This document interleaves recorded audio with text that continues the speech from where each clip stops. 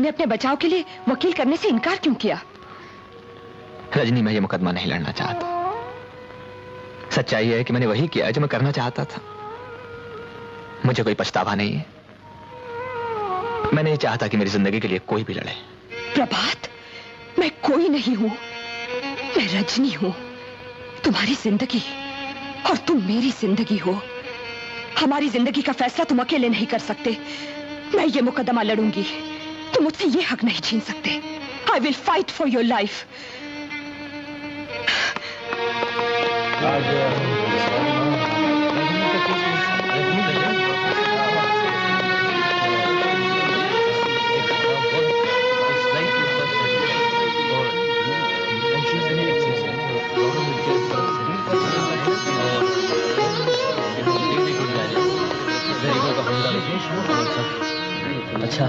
Your honour, ये case बिल्कुल साफ है।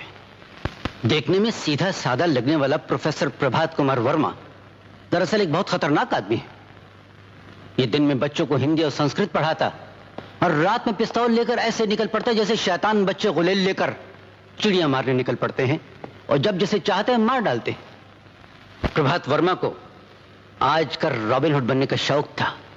इस शौक को पूरा करने के लिए, अपनी बहादुरी के डंके बजवाने के लिए इन्होंने 10 दिनों में 14 खून करके एक नया रिकॉर्ड कायम किया है। योर ऑनर, ये सारे खून शौक और शोहरत के लिए सोच समझकर ठंडे दिल से किए गए हैं। जिस आदमी की नजरों में दूसरों की जिंदगी की कोई कीमत नहीं, उसे तो खुद भी जिंदा रहने का कोई हक नहीं। प्रभात कुमार वर्मा अपने जुर्म पर इकबाल कर चुके हैं। इन्हें कड़ी से कड़ी सजा मिलनी चाहिए। क्या आप अपने जुर्म का इकबाल करते हैं? जी हाँ। योर ऑनर, माफी चाहती हूँ, मगर जब से अदालतें बनी हैं, तब से हर मुल्जिम से यही सवाल पूछा जाता है जिसका कोई मतलब नहीं, जो नहीं पूछा जाना चाहिए। क्यों? क्योंकि अगर प्रोफेसर प्रभात वर्मा आपसे ये कहें कि उन्होंने कोई जुर्म नहीं किया, तो क्या आप उनकी बात मानकर उन्हें छोड़ देंगे? योर ऑनर, अदालत के इस कटहरे में प्रोफेसर प्रभात वर्मा इसलिए खड़े हैं कि असलियत का पता लगाया जा सके, यह साबित किया जा सके कि ये अपराधी हैं या नहीं। और सरकारी वकील साहब ने अभी तक कोई भी ऐसा गवाह या सबूत पेश नहीं किया है जिससे यह साबित हो सके कि प्रोफेसर प्रभात वर्मा ने एक भी खून किया है। योर ऑनर, ये शख्स इतना चालाक है कि इसने आज तक कोई सबूत छोड़ा ही नहीं। ऐसा आतंक फैला रखा है कि शरीफ तो शरीफ, गुंडे तक इसके नाम से कांपते हैं। जिस किसी ने इसे गोली चलाते देखा वो जिंदा नहीं बचा, और जो 2-4 बच गए हैं वो इसे पहचानने से इनकार करते हैं, डरते हैं। जिस आदमी को कोई पहचानता नहीं, जिसका पता शक्ल कुछ मालूम नहीं, जिस पर किसी को शक तक नहीं, वो आदमी अपने आप को कानून के हवाले करता है, अपनी मर्जी से इस कटहरे में आकर खड़ा हो जाता है। योर ऑनर, अगर प्रोफेसर वर्मा से कुछ पूछना है तो ये पूछिए कि ये इस कटहरे में आकर क्यों खड़े हुए, इन्होंने अपने आप को कानून के हवाले क्यों किया। Please your honour. क्या आप इस सवाल का जवाब देना चाहेंगे? जज साहब, मैंने अपने आप को कानून के हवाले इसलिए किया है कि मेरी लड़ाई एक आदमी की जिंदगी और मौत की लड़ाई नहीं है। सवाल यह नहीं है कि मुझे सजा होगी या नहीं, सवाल यह है कि हमारे देश के लोग आराम से जिंदा रह सकेंगे या नहीं। आज इस देश में क्या हो रहा है? कानून कहां है? लॉ एंड ऑर्डर कहां है? जहां देखो वहां गुंडों का राज है, अराजकता है, बलात्कार ही बलात्कार है, कभी किसी अबला का, कभी सारे समाज का। गली गली में इंसानियत का खून हो रहा है, हमारी आजादी का खून हो रहा है, और हम चुपचाप खड़े देखते रहते हैं। पुलिस कुछ करना नहीं चाहती, कानून कुछ कर नहीं पा रहा, इसलिए मुझे पिस्तौल उठानी पड़ी। मगर एक जुर्म को हटाने के लिए दूसरे जुर्म का सहारा तो नहीं लिया जा सकता। अगर पुलिस की गोली से कोई अपराधी मारा जाए तो उसे जुर्म नहीं कहा जाता जज साहब, पुलिस पर मुकदमा नहीं चलाया जाता। मैंने वही किया जो पुलिस को करना चाहिए था और उसने नहीं किया। कानून शिकनी के बढ़ते हुए तूफान को रोकने के लिए मैंने एक और तूफान का सहारा लिया। आज अगर इस शहर में अमन और शांति है, लोग आजादी से चल फिर रहे हैं, जिसकी वजह वो तूफान है, वो डर है। मैं मानता हूं कि मैंने खून किए हैं, लेकिन दोष मेरा नहीं है, दोष कानून का है। आज इस कटहरे में मुझे नहीं, कानून को होना चाहिए था। लेकिन कानून को कैसे बुलाया जा सकता है? बुलाया जा सकता है योर ऑनर। मैं इस अदालत में कानून को पेश करने की इजाजत चाहती हूं। मैं समझा नहीं। मैं जस्टिस वीवी देशमुख को इस अदालत में एक गवाह के रूप में पेश करना चाहती हूं। यह नहीं हो सकता। एक जज को अदालत के कटहरे में खड़ा नहीं किया जा सकता। India is a democratic country. हमारे देश में कानून की हिफाजत के लिए प्रधानमंत्री को भी बुलाया जा सकता है। मगर जस्टिस देशमुख का इस केस से क्या ताल्लुक है? बहुत गहरा ताल्लुक है योर ऑनर। ऐसा होता तो नहीं है, फिर भी जस्टिस देशमुख को अगर कोई एतराज ना हो तो। मैं जो कुछ कहूंगा सच कहूंगा, सच के सिवा कुछ नहीं कहूंगा।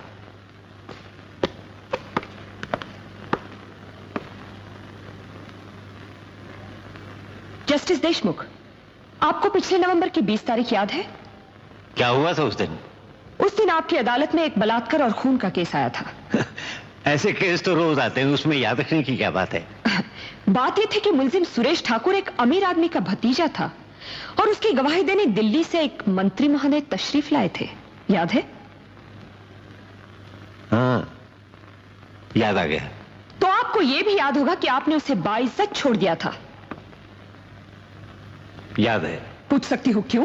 मैं सवाल का जवाब देने से इनकार करता हूं। किसी जज से उसके दिए हुए फैसले पर सवाल नहीं किया जा सकता।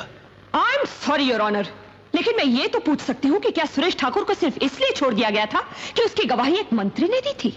मिस देशमुख। योर ऑनर, मैं तो सिर्फ वही कह रही हूँ जो इस केस की प्रोसीडिंग्स में लिखा है। ये रही उसकी रिपोर्ट। इस रिपोर्ट में यह साफ लिखा है कि लाश के नाखूनों में सुरेश ठाकुर के बाल और खून की बूंदें पाई गई। लीजिए। क्या मैं पूछ सकती हूं जस्टिस देशमुख कि इस बात पर ध्यान क्यों नहीं दिया गया? मैं एक बार पहले भी आपसे कह चुका हूं मिस देशमुख कि जज के दिए हुए फैसले पर बहस नहीं की जा सकती। मैं बहस कहां कर रही हूं योर ऑनर, मैं सिर्फ ये कह रही हूं कि खून और बाल वाली बात सच है या नहीं। खून और बालों वाली बात सच हो या ना हो, लेकिन एक मंत्री ने इस बात की गवाही दी थी कि वारदात के दिन सुरेश ठाकुर उनके साथ दिल्ली में था। दिल्ली जाना और मंत्री की गवाही बनाई जा सकती है, लेकिन खून और बाल नहीं। एक जिंदा आदमी झूठ बोल सकता है, लेकिन मुर्दे झूठ नहीं बोलते। योर ऑनर, उस लड़की की लाश पुकार पुकार कर कह रही थी कि सुरेश ठाकुर ने उसका बलात्कार किया है, उसकी हत्या की है, लेकिन उसके बाद भी उस लाश की सच को नजरअंदाज कर एक मंत्री के झूठ को सच मान लिया गया। क्या वजह थी उसकी? मैं पूछ सकती हूँ क्यों? I strongly object to this your honour. मैं किसी को भी अपनी ईमानदारी पर शक करने की इजाजत नहीं देता। You must withdraw the allegation. Your honour, मैंने किसी पर कोई आरोप नहीं लगाया है। मैंने वही कहा है जो सच है, और सच यह है कि सुरेश ठाकुर ने सुधा अडवाणी का बलात्कार किया, उसका खून किया और उसकी लाश पर इस बात के सबूत भी पाए गए, लेकिन उसके बाद भी उसे छोड़ दिया गया।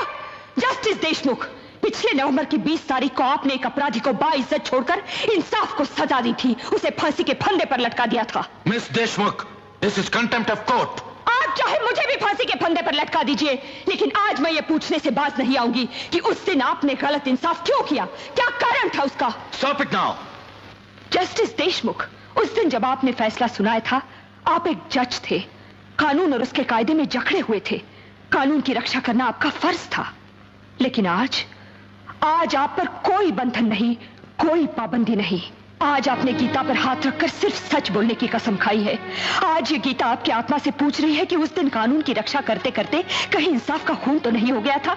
उस दिन आपके दिल में कानून और इंसाफ के बीच कहीं महाभारत तो नहीं चल रहा था? बोलिए।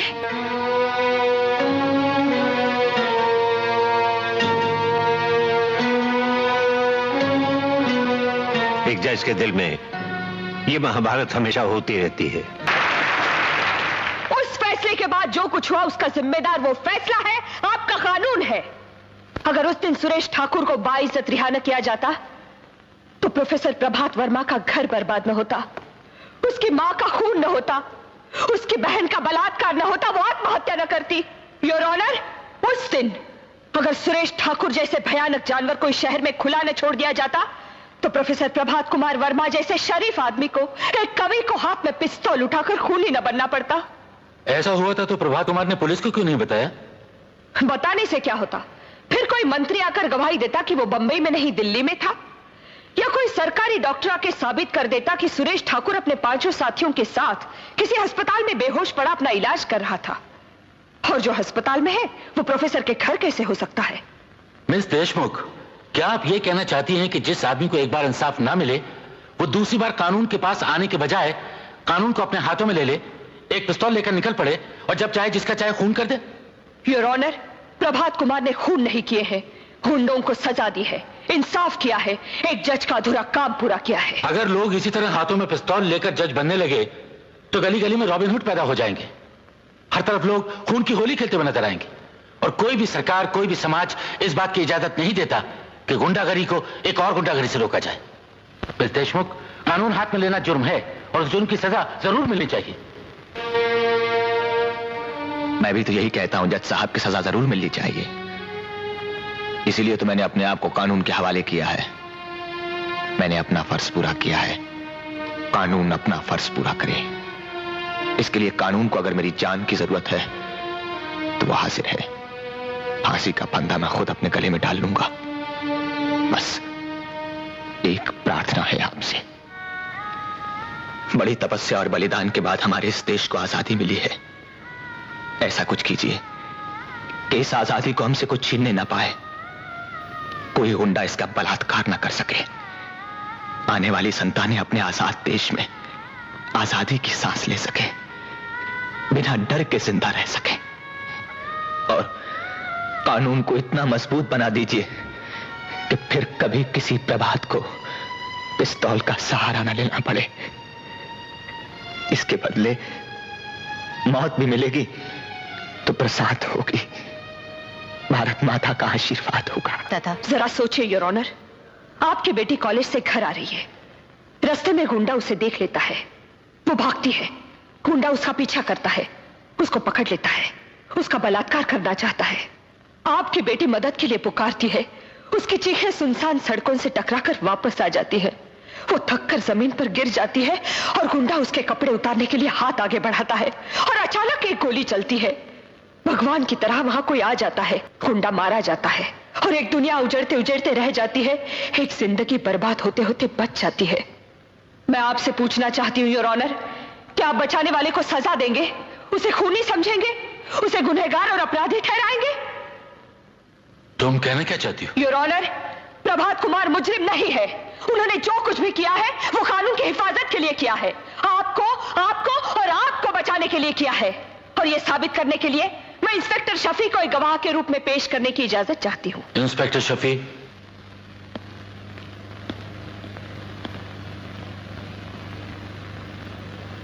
मैं कसम खाकर कहता हूं, जो कहूंगा सच कहूंगा, सच के सिवाय कुछ नहीं कहूंगा। जब आपको कमिश्नर साहब ने बुलाया और रॉबिनहुड का पता लगाकर उसे गिरफ्तार करने का हुक्म दिया, तब आपने क्या कहा? मैंने यही कहा कि रॉबिनहुड तो पुलिस का काम कर रहा है और पुलिस से अच्छा काम कर रहा है।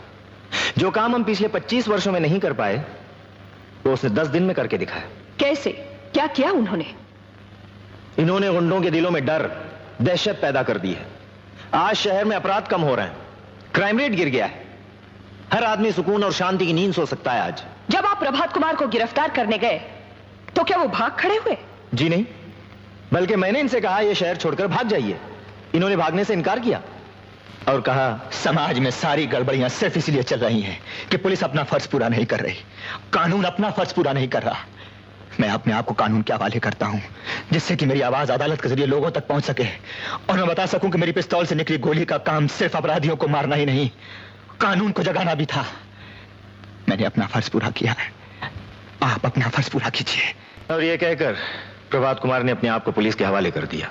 आपने प्रभात कुमार को भाग जाने के लिए क्यों कहा? योर ऑनर, प्रभात कुमार ने रॉबिनहुड बनकर गुंडों के दिलों में जो डर, जो आतंक पैदा कर दिया था, मैं उस डर को जिंदा रखना चाहता था।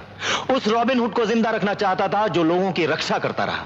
इंस्पेक्टर शफी, हालात कुछ भी रहे हों, आपको अपना फर्ज अदा करना चाहिए और आपका फर्ज खूनी को पकड़ना है, उसका इंसाफ करना या उसे छोड़ देना नहीं। इस गलती के लिए आपको सस्पेंड कर देना चाहिए ताकि दूसरे अफसर से नसीहत लें और कभी ऐसी गलती ना करें। Thank you your honour. Inspector Shafi ने और एक गलती की है, सच बोलने की गलती, यह बताने की गलती कि उन्होंने प्रभात कुमार को भाग जाने की सलाह दी। प्रभात कुमार ने भी यही गलती की थी, सच बोलने की गलती, अपने आप को कानून के हवाले करने की गलती, जबकि अदालत के पास इनके खिलाफ कोई सबूत नहीं था, कोई गवाह नहीं था। मिस रजनी, इससे बड़ा सबूत और क्या हो सकता है कि प्रभात कुमार ने भरी अदालत में यह बयान दिया है कि वो सारे खून इन्होंने किए हैं। अगर अदालत में दिया हुआ बयान ही सब कुछ है तो मैं इस गीता पर हाथ रखकर बयान देने के लिए तैयार हूं कि ये सारे खून मैंने किए हैं। तो क्या प्रभात कुमार को छोड़ देंगे और मुझे सजा देंगे?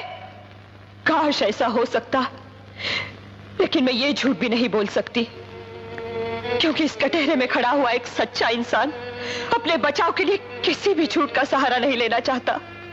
जज साहब, जरा गौर से देखिए, ये वही सीधा साधा प्रोफेसर है जो इलाहाबाद से बंबई आता है। यहाँ की गुंडागर्दी देखकर घबरा जाता है, पुलिस के पास जाता है, कोई मदद नहीं मिलती। एक मालदार गुंडा एक शरीफ लड़की का बलात्कार करता है, उसकी हत्या कर देता है। प्रभात कुमार कानून का दरवाजा खटखटाता है, दरवाजा खुलता है, लेकिन वहां झूठी गवाही की जीत होती है, सच हार जाता है। कानून का फैसला गुंडों को शाबाशी देकर उनकी हिम्मत बढ़ाता है। नतीजा वही गुंडा, एक करोड़पति स्मगलर का भतीजा, उस प्रोफेसर को सबक सिखाने के लिए 5 और गुंडों को लेकर उसके घर पहुंच जाता है। और उसके बाद एक बेटे की आंखों के सामने उसकी मां की हत्या कर दी जाती है। एक एक करके 6 गुंडे उसकी बहन का बलात्कार करते हैं। वो मासूम भैया भैया पुकारती रहती है, लेकिन रस्सियों में बंधा हुआ भैया कुछ नहीं कर पाता, कुछ नहीं। वो शर्म से ऊपर से कूदकर अपनी जान दे देती है और उसका छोटा सा घर शमशान बन जाता है। और ये सब सिर्फ इसलिए कि प्रभात कुमार ने गुंडों की शिकायत की थी, कानून का दरवाजा खटखटाया था। पुलिस और कानून की मदद मांगने की इतनी बड़ी सजा। कानून तो सिर्फ एक बार फांसी देता है, लेकिन उस रोज 6 गुंडों ने इन्हें बार बार फांसी के फंदे पर लटकाया था। कुर्सी से बंधे उस खिलौनी करतूत को देखने की सजा हजारों सालों की जेल से कहीं ज्यादा थी। उस सजा के बाद प्रभात कुमार जीना भूल गया, हंसना भूल गया, रोना भूल गया, प्यार करना भूल गया। मैं पूछती हूँ, दुनिया की कौन सी अदालत प्रभात कुमार को इससे बड़ी सजा दे सकती है? योर ऑनर, अगर आप प्रभात कुमार को कुछ देना ही चाहते हैं तो उसे उसकी मां दे दीजिए, उसकी बहन दे दीजिए, वो मुस्कुराहटें दे दीजिए जो मिट चुकी है, वो दिल दे दीजिए जो प्यार करता था। मगर आपका कानून ये सब कुछ नहीं दे सकता। अगर दे सकता है तो मौत, सिर्फ मौत।